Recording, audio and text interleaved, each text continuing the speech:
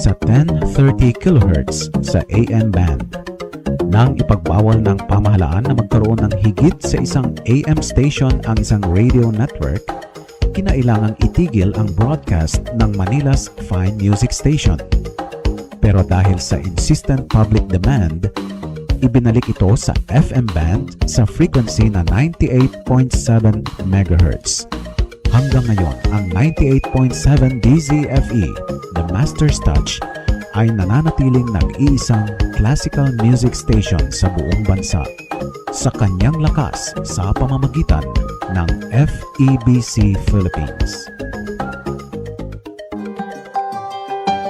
Simula pa noong 1948, lubos na naibabahagi ang mabuting balita ni Hesukristo sa mga Pilipino sa ating bayan at maging sa mga nasa ibang bansa sa pamamagitan ng Far East Broadcasting Company Philippines.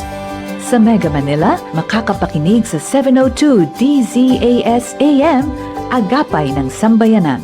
At sa Tacloban City, 97.5 DYFE FM, unang tugon ng pamayanan.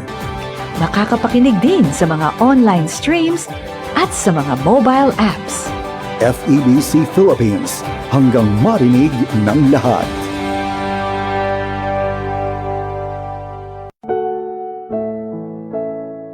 I Jesus ang tinapay han kinabuhi. An maupay nga suma ta Juan Kapitulo 6, versikulo 35. Ako ang tinapay han kinabuhi. An bisanin o nga dumao pa akon, diri na gud gugutungon. Ingin papasabot, ngay Jesus ang nagtatagana han espiritual nga pagkaon.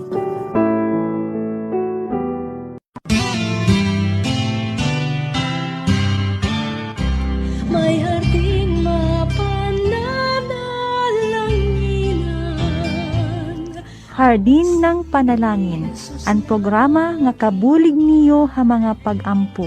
Lunes ngadto ha Sabado, alas 6 ngadto alas 6:30 aga, dinhi 97.5 DYFE FM, unang tugon ng pamayanan. Tayong natulog sa luklukan ng Diyos sa hardin ng Pupurihin namin ang iyong pangalan, hawitan ng may kadakilaan. Ikaw ang Diyos na aming kanlungan, pag-asa namit kaligtasan. Pasasalamat ang aming alay, pasasalamat sa alay mong kadakilaan mo'y pasalamatan. Ang pag-ibig mo'y wagas kailanman. Sa'yo'y alay aming buhay. Ikaw ang Diyos na aming gabay, sa dalangin awitin, kadakilaan mo sa amin.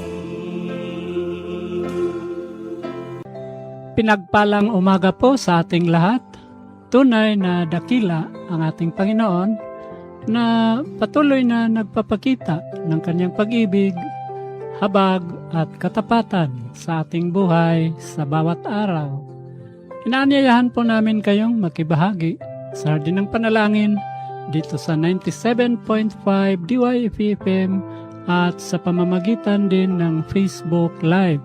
Sama-sama tayong lumapit sa Panginoon sa panalangin, magpuri sa kanyang pangalan at magbulay sa kanyang salita.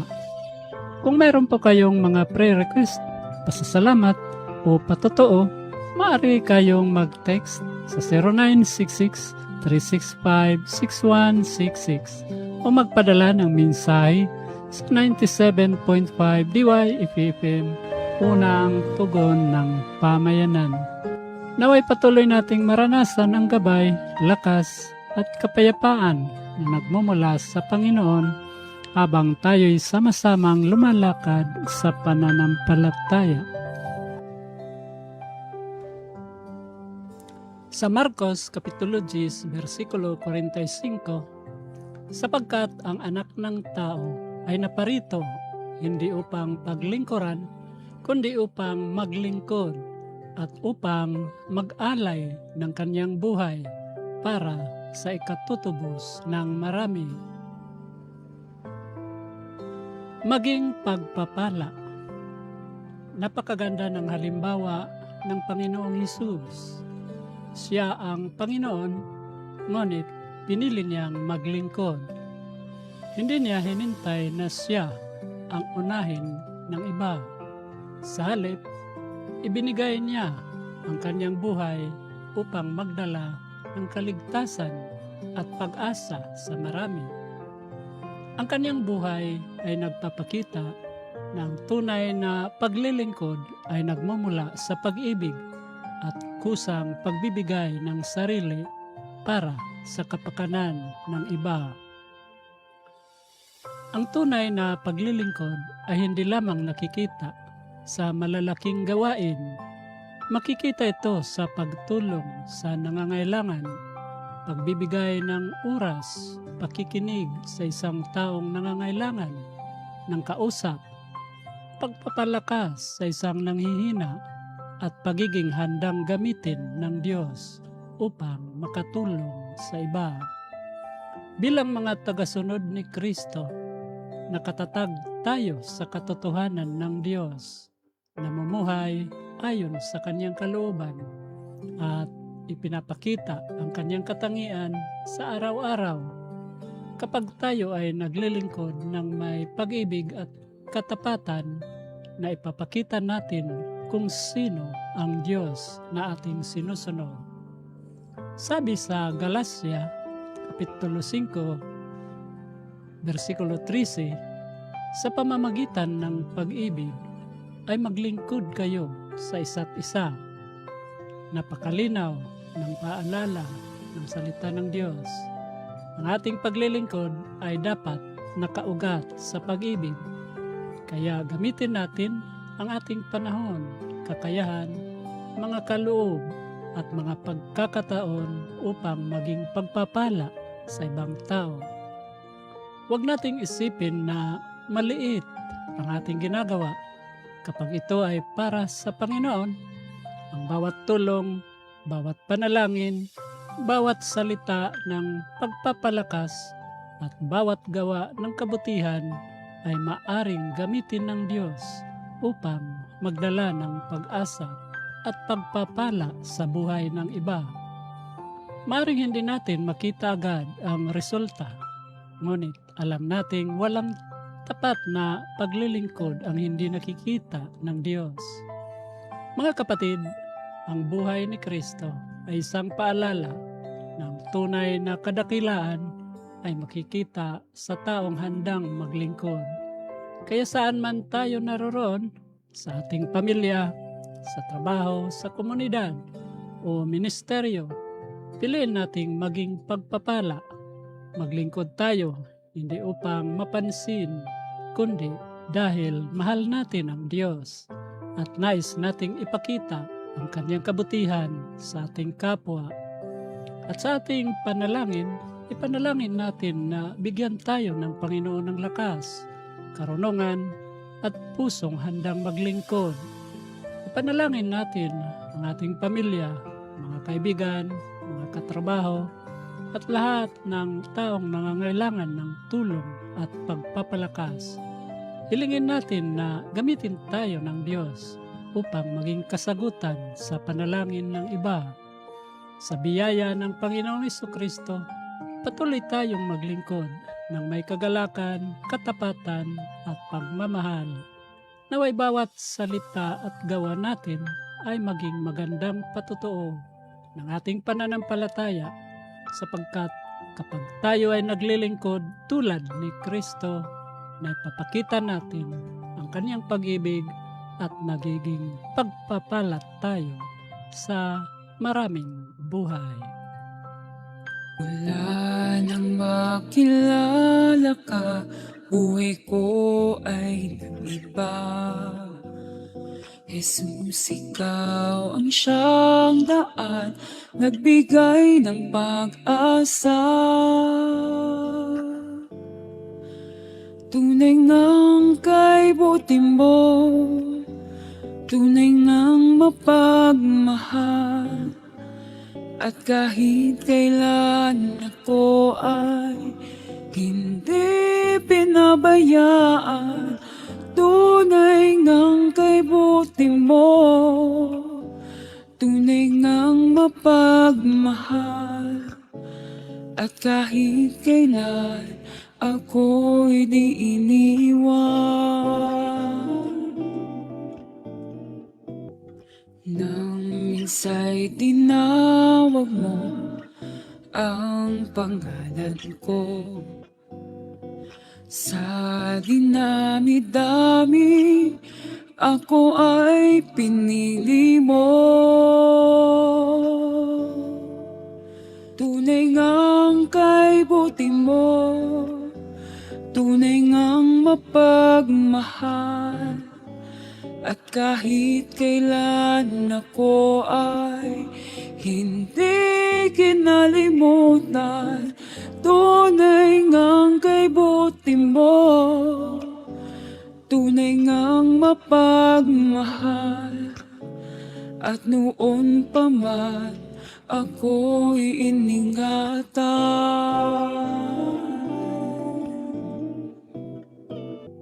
Ito ako ngayon, Jesus, bunga ng pag-ibig mo. Ang puso ko'y sumisigaw at nagpupuri sa'yo. Tunay ngang kay buti mo, tunay ngang mapagmahal, at kahit kailan ako ay hindi pinabayaan. Tunay ngang kay buti mo, tunay ngang mapagmahal, at kahit kailan ako'y di iniwan. Tunay ngang kay buti mo, tunay ngang mapagmahal, at kahit kailan ako ay hindi pinabayaan. Tunay ngang kay buti mo, tunay ngang mapagmahal, at kahit kailan ako'y di iniwan. At noon pa man ako'y iningatan, at kahit kailan ako'y di iiwan. Jesus ang pagkabanhaw ngan kinabuhi. An mao pengasumat Juan Kapitulo 11, versikulo 25. Ako ang pagkabanhaw ngan an kinabuhi. An natuuha akon, bisan mamatay, mabubuhi gihapon. Iginpapasabot nga Jesus, may gahom makinabuhi ngan kamatayon.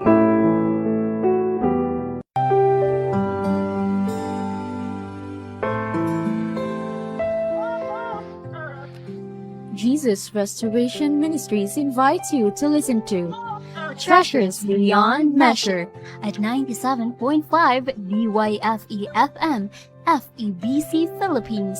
Every Tuesday, 11:30 to 12 noon. Deep truths from the Word of God to restore man to become the temple of the Holy Spirit.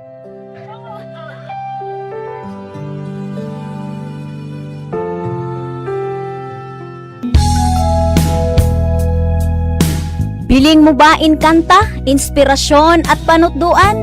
Pamati na ha 97.5 DYFE FM, unang tugon ng pamayanan. Mga kapatid, tulad ni Jesus, gamitin natin ang ating oras, kakayahan, at panalangin upang maging pagpapala sa iba. Tayo ngayon ay magpakumbaba at manalangin. Aming mapagmahal at makapangyarihang Diyos, maraming salamat po sa panibagong pagkakataon na kami ay makalapit sa inyo sa panalangin. Salamat sa buhay, lakas, kalusugan, pamilya, trabaho, mga kakayahan at bawat biyayang patuloy ninyong ipinagkakaloob. Salamat sa iyong katapatan at sa iyong pag-ibig na hindi nagbabago. Panginoon, itinataas namin sa iyo ang lahat ng tagapangasiwa ng pananalapi. Bigyan mo sila ng karunungan upang maging maingat, tapat, at responsable sa bawat desisyong kanilang ginagawa. Gabayan mo sila upang gamitin ng wasto ang mga pundong ipinagkatiwala sa kanila. Naway piliin nila palagi ang katapatan at kabutihan at maging pagpapala sa mga taong kanilang pinaglilingkuran. Dinadalangin din namin ang mga namumuno sa mga paaralan, organisasyon, foundation at programang pangkomunidad. Bigyan mo sila ng malinaw na pangunawa, mabuting pagpapasya at kakayahang mamuno ng may integridad.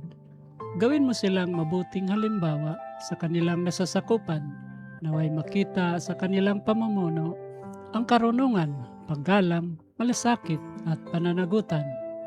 Panginoon, ipinapanalangin namin ang mga taong may hawak na mahalagang proyekto at gawain. Bigyan mo sila ng sapat na lakas, kaalaman at disiplina upang maisagawa ng maayos ang kanilang mga tungkulin. Tulungan mo silang maging responsable sa bawat detalye at maging tapat sa bawat ipinagkatiwala sa kanila. Aming Diyos Ama, gabayan mo rin ang mga nangangasiwa ng pondo para sa mga pampublikong serbisyo. Naway magamit ang mga pondong ito sa tamang layunin at makatulong sa mga serbisyong tunay na kailangan ng mga tao. Bigyan mo ng karunungan ang bawat taong may pananagutan sa mga resources upang ang bawat desisyon ay magdulot ng mabuting resulta. Panginoon, ipinapanalangin namin ang bawat pamilya. Turuan mo silang maging maayos sa paggamit ng kanilang oras, kakayahan, at mga biyayang kanilang tinatanggap. Bigyan mo ang bawat magulang ng karunungan sa pamamahala ng tahanan at sa paggabay sa kanilang mga anak. Naway maging lugar ng pagmamahalan, respeto, pagtutulungan at pananampalataya ang bawat tahanan. Idinadalangin namin ang lahat ng mananampalataya. Tulungan mo kaming maging tapat sa lahat ng ipinagkakatiwala mo sa amin. Ituro mo sa amin na gamitin ng tama ang aming oras, kakayahan, resources at mga oportunidad. Naway hindi lamang sa salita makita ang aming pananampalataya, kundi maging malinaw din ito sa aming pamumuhay at paglilingkod. Panginoon, alalahanin mo ang mga taong nangangailangan ng pagtanggap at suporta. Padala mo sa kanilang buhay ang mga taong handang makinig, umunawa, gumabay, at tumulong. Bigyan mo sila ng bagong lakas at pag-asa. Naway maranasan nila ang kabutihan ng Diyos sa pamamagitan ng mga taong iyong ginagamit. Pinapanalangin din namin ang mga outreach team na patuloy na naglilingkod. Bigyan mo sila ng karunungan sa bawat lugar na kanilang pinupuntahan, lakas sa bawat gawain at pagkakaisa sa kanilang pangkat. Ingatan mo sila sa kanilang paglalakbay at gamitin mo ang kanilang mga kamay, salita at talento upang makapagbigay ng tulong at pagpapala sa mga komunidad. Panginoon, itinataas namin ang mga pamilyang may mahal sa buhay na lumalayo sa pananampalataya. Bigyan mo sila ng magandang pagkakataon na makapag-usap ng maayos at may pag-unawa. Gabayan mo ang bawat miyembro ng pamilya upang may pakita ang pag-ibig ni Kristo sa pamamagitan ng kanilang salita at halimbawa. Naway magkaroon ng pagkakataon para sa pagkakasundo, magandang pag-uusap at muling paglapit sa iyo. Aming Diyos na mapagmahal, turuan mo ang bawat mananampalataya na gamitin ang oras, kakayahan at mga pagpapala na pinagkaloob mo upang makatulong sa iba. Kung may talento, gamitin ito sa paglilingkod. Kung may resources, gamitin ito sa kabutihan. Kung may oras, gamitin ito upang makapagpalakas ng iba. Gawin mo kaming mga taong handang magbigay at maglingkod ng may kagalakan. Pinapanalangin namin ang mga bata. Bigyan mo sila ng mabuting gabay, suporta, proteksyon at mga huwarang susundan. Pagpalain mo ang kanilang mga magulang, guro, tagapayo, at lahat ng taong may mahalagang bahagi sa kanilang paglaki. Naway lumaki silang may magandang asal, karunungan, respeto, at matibay na pananampalataya sa iyo. Dinadalangin namin na makita sa buhay ng bawat mananampalataya ang pag-ibig, kabutihan at katapatan ng Panginoong Hesukristo. Tulungan mo kaming mamuhay ayon sa iyong salita at maging mabuting halimbawa sa aming pamilya, sa trabaho at paglilingkod. Sinasabi sa Pahayag 22 at 13, Ako ang Alpha at ang Omega, ang una at ang huli, ang pasimula at ang wakas. Panginoon, Ikaw ang simula at katapusan ng lahat, kaya buong tiwala naming ipinagkakatiwala sa iyo ang aming mga gawain, mga plano, pamilya, ministeryo, trabaho, at kinabukasan. Kapag may mga bagay na hindi namin alam kung paano harapin, Ikaw ang aming gabay. Kapag kailangan namin ng karunungan, Ikaw ang aming pinagmumulan. Kapag kailangan namin ng lakas, Ikaw ang aming sandigan. Kapag may mga taong nangangailangan ng tulong, gawin mo kaming instrumento ng iyong kabutihan. Salamat dahil hindi mo kami iniiwan sa aming mga responsibilidad. Patuloy mo kaming tinuturuan na maging tapat sa maliliit at malalaking bagay. Naway bawat ipinagkatiwala mo sa amin ay mapangalagaan at magamit upang makapagbigay ng pagpapala sa iba. Umaasa kami sa biyaya ng Panginoong Hesukristo. Naway ang kanyang pag-ibig ang makita sa aming mga salita, ang kanyang kabutihan ang makita sa aming mga gawa, at ang kanyang katapatan ang makita sa aming pamumuhay. Panginoon, gawin mo kaming mga taong mapagkakatiwalaan, handang maglingkod, masipag tumulong, at masaya sa paggawa ng mabuti. Gamitin mo ang aming buhay upang magdala ng pagpapala sa aming pamilya at sa mga taong aming nakakasalamuha. Ito po ang aming mga panalangin na may buong pagtitiwala sa iyong katapatan at kapangyarihan. Sa pangalan ng Panginoong Hesukristo, aming tagapagligtas. Amen at Amen. Maraming salamat po sa inyong pagkikisa sa ating pagninilay at pananalangin. Pinakita ng Panginoong Hesus ang tunay na paglilingkod. Kaya maglingkod tayo ng may pag-ibig, katapatan at kagalakan. Kung meron po kayong kahilingan sa panalangin o nais ibahagi ng pasasalamat, maaari po kayong mag-text sa 0966-365-6166. Magpadala ng mensahe sa 97.5 DYFM unang tugon ng pamayanan. Ako po si Ariel Pinalusa. Sa bawat araw, maglingkod tayo tulad ni Kristo at maging pagpapala sa iba.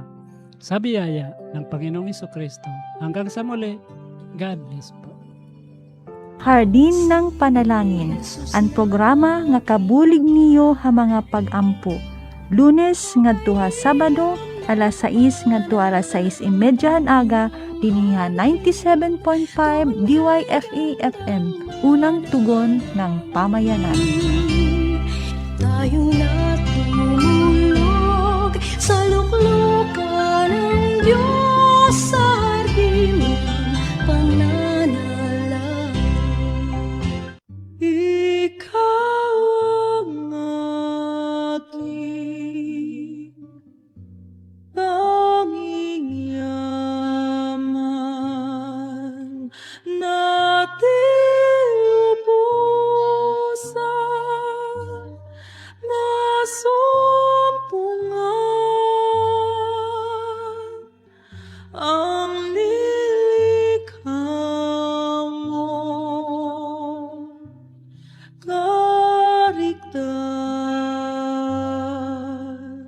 sulyap ng iyong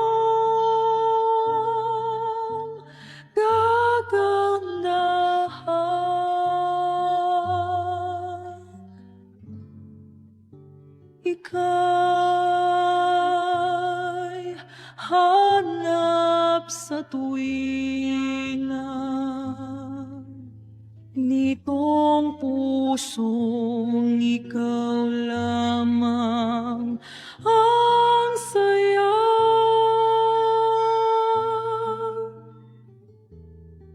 Sa ganda ng umaga,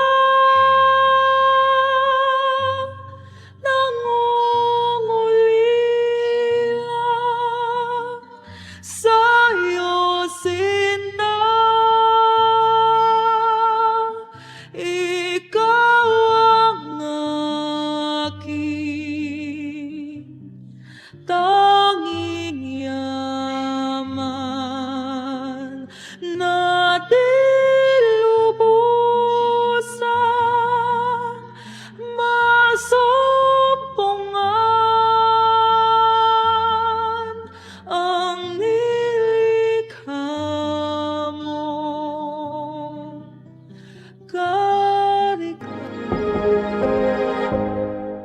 Nakanhi Jesus para luwason ang mga makasasala.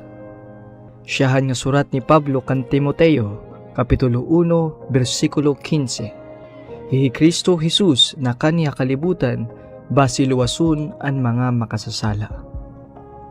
Ini ang panguna nga misyon ni Jesus.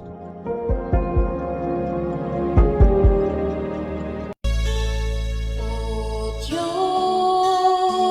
salamat po sa kabutihan mo. Ang buhay kong ito'y iyong binago.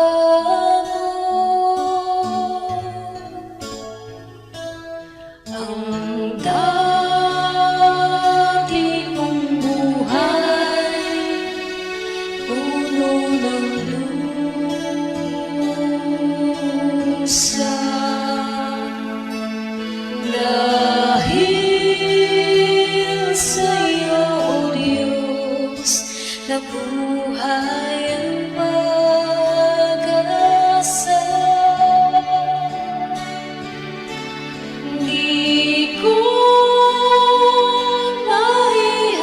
mahihayag, taos puso pasalamat sa mga biyaya